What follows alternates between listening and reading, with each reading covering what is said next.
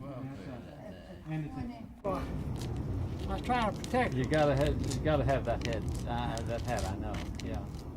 Okay, he's gonna get his rake.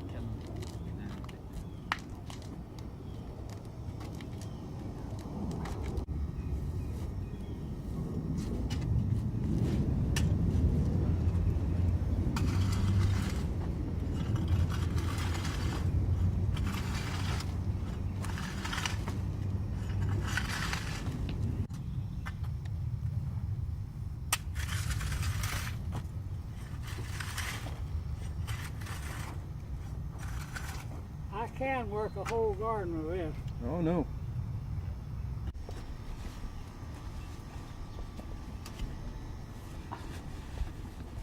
Then I planted some Bermuda onion or Vidalia onion, and they didn't turn out.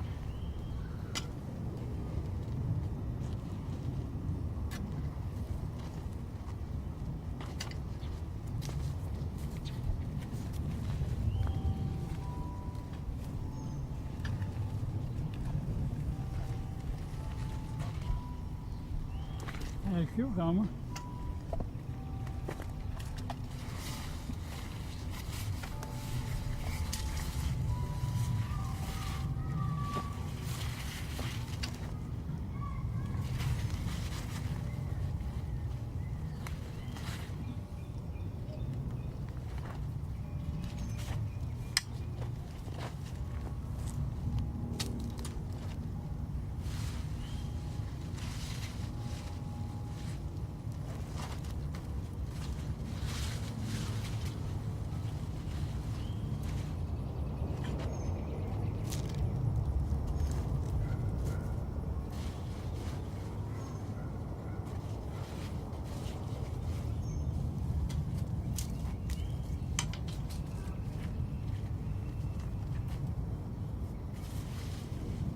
Yeah, they're There's a little one ones. kid. I don't pull them. Too little. Them there too little.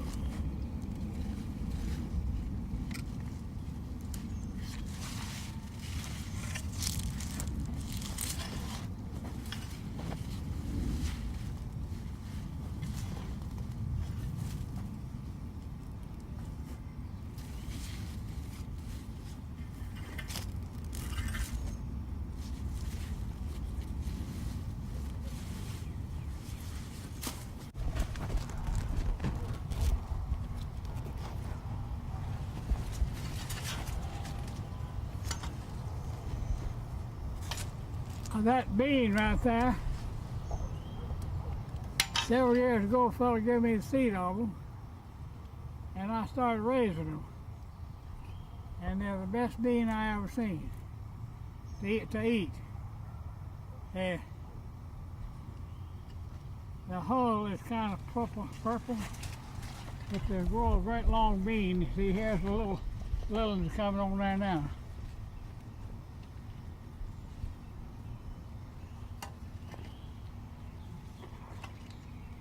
They ate tomatoes.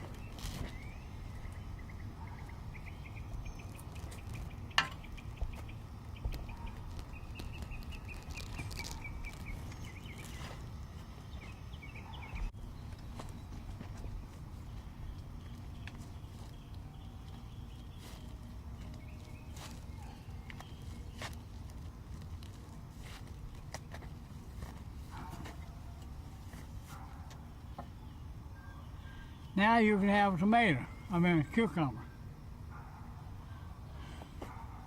Thank you, sir. Yeah?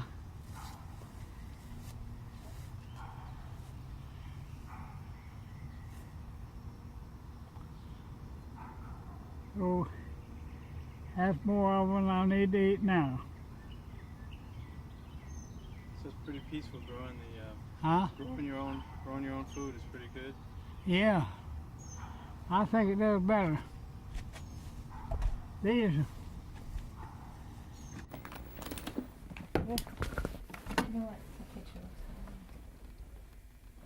What looks horrible?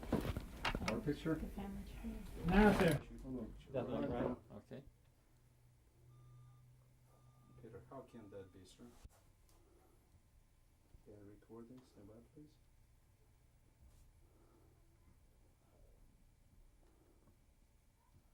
Ready? And zoom in out. Okay, tell me about where were you during the strike? Well, when they had the strike in Hogansville, I was running a barbershop in the community building, and of course, my business during that strike got pretty rough, and I thought I was going to have to close my shop. Well, I got to where I wasn't making enough money to make a living on, and I went up to Mr. Melton, the man, the head of the community building. I said, Mr. Melton, we things running now and looking pretty bad. Next Monday morning, I'm going to close that barbershop. I said, the things got so tight till I can't pay my rent. He said, well, what are you going to do when you close the shop? I said, I don't know what to do. I said, I hadn't got a job, nowhere to go, but it's impossible for me to keep it to run this shop at this time on account of things getting so rough. Well, he says, can you stay in there if I don't charge you no rent? I said, well, I'd try to. And I said, yeah, I'll try to do that if I don't pay no rent. Well, I went on, started working, and I was getting by. That's just about at all getting by, taking about $6, $7 a week. And that's about a little for a person being trying to make a living on. And I got by on that. But things rocked on there for a while, and Uniroyal bought the big mill. When they bought the big mill, they opened up in that mill 24 hours a day. When they did, that put things to work, put people to work. How much did you charge for a haircut or a shave? I charged 20 cents for a shave and 35 cents for a haircut. And that kept me going pretty good at that price. Now, barbershops is a good place to hear people talk. You hear more talk in the barbershop than most any place you go. A lot of people just come to the barbershop shoot the bull. and of course they tell me what they thought about the union. Why, the majority of them didn't want the union, but some of them did. They wanted the union, and when they decided they was going to organize the union, of course I think that's brought the thing on. And where they just shut the mill down and went in and arrested some people, and some hauled some of them off. My father and I think 2 of my sisters was in the bunch they hauled off up to Noonan and put them in a place up there at Noonan. Did you know what happened to them? No, I didn't know till they come back home. Said they'd been kept up there and right, I guess you'd call it in a prison like, and they kept them in that for, I think, for 5 days. How did your mother feel about that? Well, my mother wasn't living at that time. There's my 3 sisters at home. What did people in the town say about that? Well, they're pretty much upset over it. Everybody's pretty much upset over that mill shutting down there. Of course, as the lively part, you might say, keeping Hogansville going was the 2 mills. And that's about all they had to spend on was them 2 mills and a sawmill up there, a place, Tress Lumber in that shop. That other than that, them 2 mills, the only thing to keep the town going. Were they angry at your father and your sister for taking No, I don't think they was angry with them about it. No, the people, they thought they was in the right to do what they did do.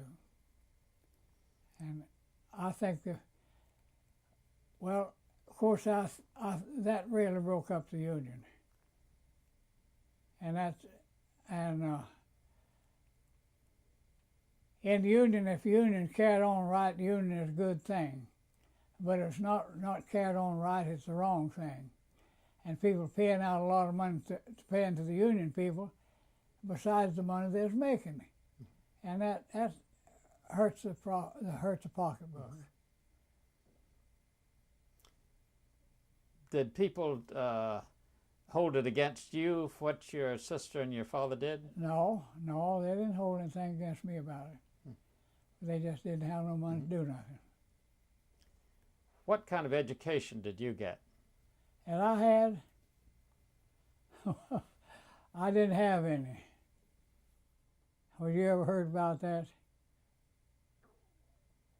Well, I didn't have any education till 10 days and all. I went to school 10 days in my life. But after I accepted Christ as my personal Savior, I learned, I've seen where I was at.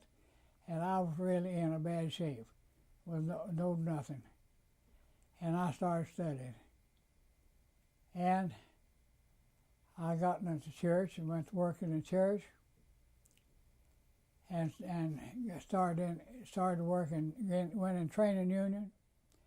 And in training union, when I first got in it, and I got up to make a talk, my nerves and hands were nervous. I couldn't hold a book in my hand hardly. But it worth a lot to me. How did you learn to read? Just sit down and study it out. And I had a little help on it. Most of the time, I just sat down and learned and took a Bible down. I never did get where I read anything better than I could the Bible. I learned to read my Bible good. Well, your father was such a learned man. Well, I don't reckon I can tell you what happened. Do you remember? Did you ever read the Tom Watson papers yourself? A little, not much. Tell us about that. But my daddy kept that Tom Watson paper in his pocket, and I've seen him sit down and out for hours and read, and then he'd sit there until read, they'd go to sleep, and sit there in a chair and sleep with the paper in his hand. So he loved to read, and he done a lot of reading. He read the Bible a lot. A lot of times I learned something from him, just sitting down, listening to him read the Bible.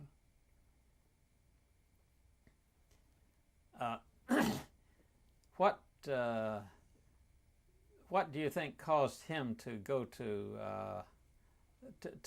back the strike? Because he wasn't working in the mill at that time. No, he wasn't working in the mill, but he was opposed to what the people was doing, and he joined in with them. And of course, he joined in with them. They threw him in there with them. He was opposed to the strike. He was opposed to he was opposed to the union. But the majority of the people there thought they wanted a union. Mm-hmm. But when they found out, when all this happened, why, it killed the union. But was he running the dope wagon in the factory at that time? No, he had run a dope wagon some in the mill. And then he quit that and went to deliver the paper. He delivered the paper in the village. And when he'd get boys, little school boys, go around with him and deliver the papers. Now, did he have an ice wagon, was it? No, he had that in East Noonan. Oh, East Noonan. That was earlier. That's right. Yeah, that was was early. In East Noonan, he had an ice wagon, and him and the boys delivered ice in East Noonan. So he always tried to keep some little something, keep interested in something. And if he didn't have some little something, why, he'd pick up something else. But he never had a good health. His health was bad on from the time from the time I was 8 years old up, he didn't have good health. Could you tell us about your experience in the cotton mill?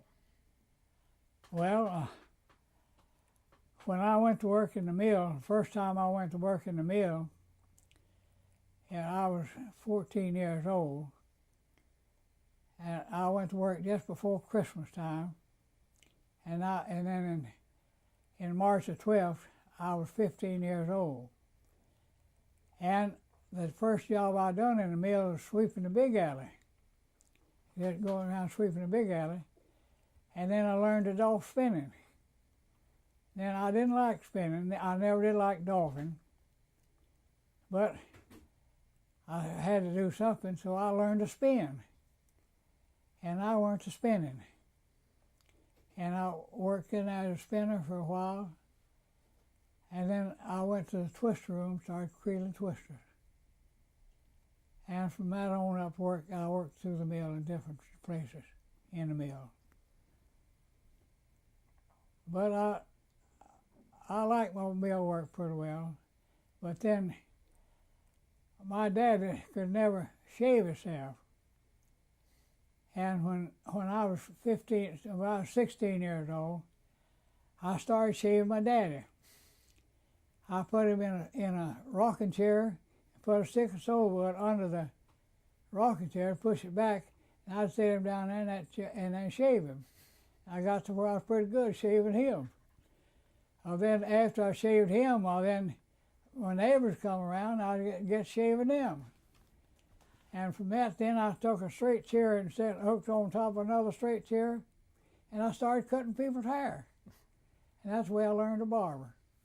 Shaving my daddy and then cutting neighbors' hair, I learned to barber. And I turned out to, I guess I could shave a band better than anybody ever shaved one nearly. And I enjoyed my work in the shop. How long did you work as a barber? Well, in World War II, I was barbering, but then I closed my shop and went to work at the Bell Bummer plant. I worked a year and a half in the Bell Bummer plant. And then just before they was fixing closing, I didn't know it, but I'd already got me a barber job in Atlanta.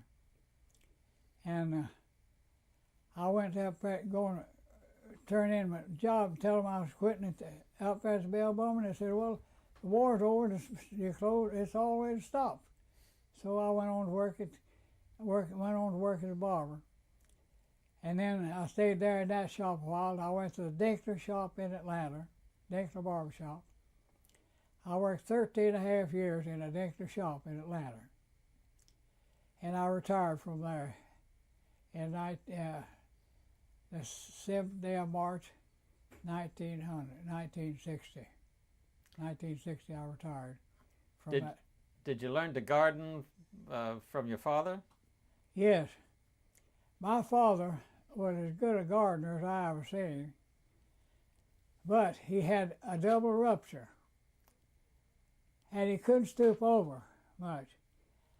So he took him a rake like mine I had out there and cut the handle off. He crawled around on his knees and worked that garden. And anything he'd get a hold of, it would do the rocks to build a garden.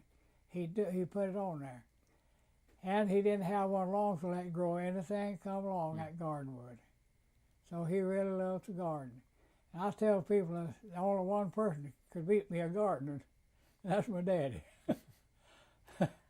Now, when you were living when your father and your sister were living in the mill, were they living in the mill village or mill house? They were living in the mill village, but I lived on Church Street.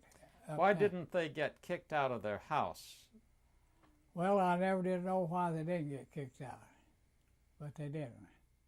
They stayed on in the house, and they didn't get kicked out of it. But I think they felt like they just really get rid of all of them, but they didn't. Your other sister, Leona, was for the Union at the time. Oh yeah, I think they was for the Union at that time. Was she working in the mills then? Yeah, she was working in the mill. Did she lose her job there? Well, of course, all of them lost their job for a while. but they finally put them back to work. Do you know how long it was I afterwards? don't remember how long it was, what long. It was a good little bit before they put them back in the mill. Was she was she kept out longer than other people, or did they all go back at the same time? They all, I think, went back the same time. All of them got back the same time. Did you see the troops when they were there? What? You didn't go to Noonan and see the troops, did you? No, I didn't go to Noonan to see them. No, I didn't go up there. How did you find out about it? Well, I heard it through the family. I heard through the family and of course I heard from everybody. You might say I heard about that, because everybody was talking. Everybody was talking about what was happening to them people. Did you see it in the papers? I'm sure it's in the paper. I don't remember now whether I read it or not. But I'm sure it has that in all the papers. What about the newsreels, the movies? I never did see it in that. You remember what we showed today with Etta Mae Yeah, in it was shot for the newsreels. yeah. But I didn't know that she wrote that letter to the medium, the news medium. Of course, Etta Mae was always, she's interested in doing anything she could get help on, and she'd always love to do something to help people get things going. And anything she could do to help somebody, she'd do it. Did you ever talk with your father about unions? Now, which? About unions, politics? Well, I don't know if I talked to him particular just about the union. Of course, I knew he was in favor of the union, and he got in there taking a hand in it, which really he didn't really have a hand in it, but he did take a hand in it. Do you remember the fellows who came in to organize? No, I don't remember the name. I've seen them, but to remember the names, I don't. Did they patronize your shop? Yeah, there's one of them patronized my shop. One of the men that's taking part in the union patronized my shop. Could you tell us about him? Well, of course, he was really up for the union and all, and trying to do everything he could to get the union going. And of course, in a way, I was kind of interested in it, because the people I was waiting on was people coming to the shop regular, and I wanted to see the best thing that happened to the people, but we didn't know what was going to be the best thing that happened. We didn't know what did come up about it. Of course, we was interested to see something happen, but we wasn't looking for it to happen like it did. But you shaved this guy and cut his hair. Oh yeah, yeah. One of the leaders did it. Yeah, he was tending my shop. You don't remember any more than that about him? No, well, he was a good church worker, and I know he was good worker in our church at that time. But as far as I don't know what become of him after that. He left there later. But he wasn't from Atlanta then. He was local. No, he really from Lynette or somewhere down in Alabama. I think it's Lynette or Charlotte, somewhere below West Point. Judy? What was the name of the fellow who was Secretary of the Union? May was talking about him. I can't remember the name. Yeah. Uh-huh. That's the one thing my trouble is remembering names. And I'd always try to remember names, but if I can't remember a name sometime, I try to tie it with something else, and I get the name where I can remember it. Like a customer that I had, I'd been waiting on about 2 years, and he come in, I couldn't call his name at all. And I was trying to figure out what in the world could I tie with that name so that I'd remember him. Well, one day I was thinking, I said, well, if I was walking out of the ridge in the woods, and I see Mr. Etheridge, and that was his name, was Mr. Etheridge. I learned his name by picking that with his name, Mr. Etheridge. How did these people eat when they were on strike, or had short time? What? How did they buy food if they were on short time or out? I'll tell you, there's one man there that helped people better than anything was Dave Reed. He was superintendent of the old mill. And my brother-in-law was running a grocery store. And he'd go around, check around, see if he could find people that needed something to eat. And he'd come back in and tell my brother-in-law, says, now you send this bill of groceries out to that house, but don't let them know where they come from. So that's what he'd do. And he sent a lot of groceries to people that way. He had been, back early in life, he had been an alcoholic. But a friend of his got a hold of him and got him straightened out and gave him that job as superintendent of that mill there. And he said it to help other people. Now, well, nobody likes to see that going. And of course, I had customers that did drink. I had one man that was bad about gambling. And he drawed his check at the mill and went off that afternoon and stayed all that afternoon, that night, and he come in the shop late Saturday evening and asked for some barber work. He said, I ain't got a nickel to pay you. I've lost all I made gambling.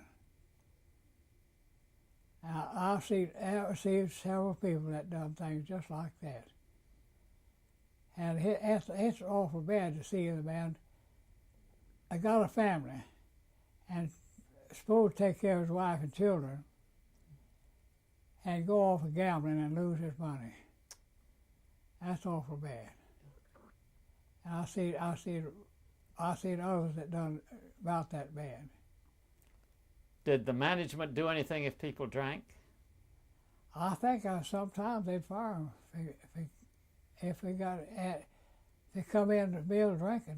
They'd fire them for doing it. I think I had a brother got fired for that one time.